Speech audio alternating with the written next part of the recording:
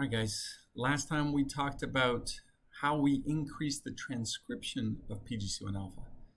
Today, what we're going to talk about is how, and when we increase the transcription of PGC1 alpha, what we do is we go from making this big protein to making a smaller protein that lacks this exon 8, and it's more active. And so that's great.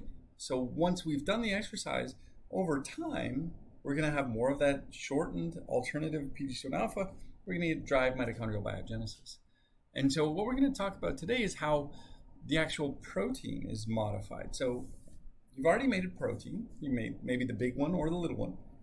How can you modify the activity of that protein or what it's doing, where it is? And that's really how we're looking at the post-translational modifications of PGC1 alpha. So by the end of this series of videos, you should be able to explain or describe how PGC1 alpha is modified and how this affects its activity. You should be able to state what acetylation is and what it does, describe the functions of GCN5 and SIRT1, explain the role of PGC1 alpha phosphorylation and acetylation, and how that modifies PGC1 alpha activity, but also its location. And you should be able to describe how post-translational modification of PGC1 alpha can be altered by nutrition, right? So all of those things are the things we're going to look at. So why are we looking at post-translational modifications when we already know that there's this transcriptional modification that really seems to be dominant for PGC1 alpha? Well, it goes back to this study by Wright and colleagues out of John Halazzi's lab. And what they did is they looked at how much protein there was for PGC1 alpha, but also PGC1 alpha targets like ER alpha, ALA synthase, and succinate ubiquitin oxidoreductase, or SDH. So all of the three lower ones here, PGC1 alpha is the open column, and the other ones are actual PGC1 alpha targets.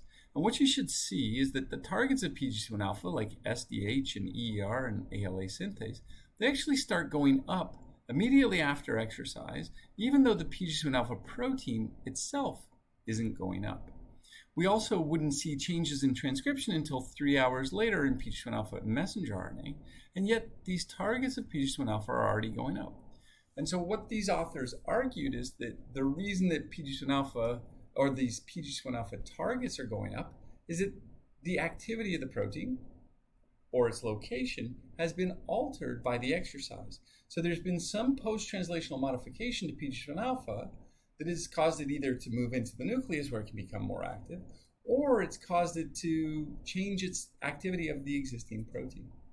And so this started a bunch of different studies where people started looking at how is PGC1 alpha changed or modified after exercise.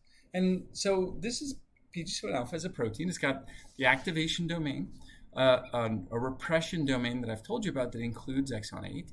And then it's got a number of other domains, an RS and an RNA binding domain. And so all of these, the RS and RNA binding domains, allow it to form these complexes with these other transcription factors.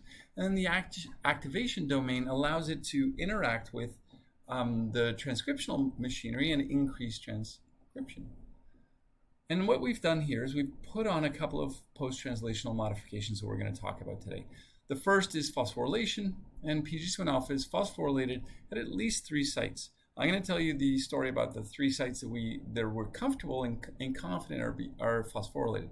There's other sites that have been purported to be phosphorylated, but those sites are far less certain than the ones we're going to talk about. And then it's also modified through this other side, which is the acetylation component of PGC1 alpha. And these 2 modifications are going to alter its transcription or transcriptional activity. And you can see from the color, the green, the phosphorylation, is going to increase its activity, and the acetylation is going to decrease its activity. And that's basically what we're going to talk about over these series of videos.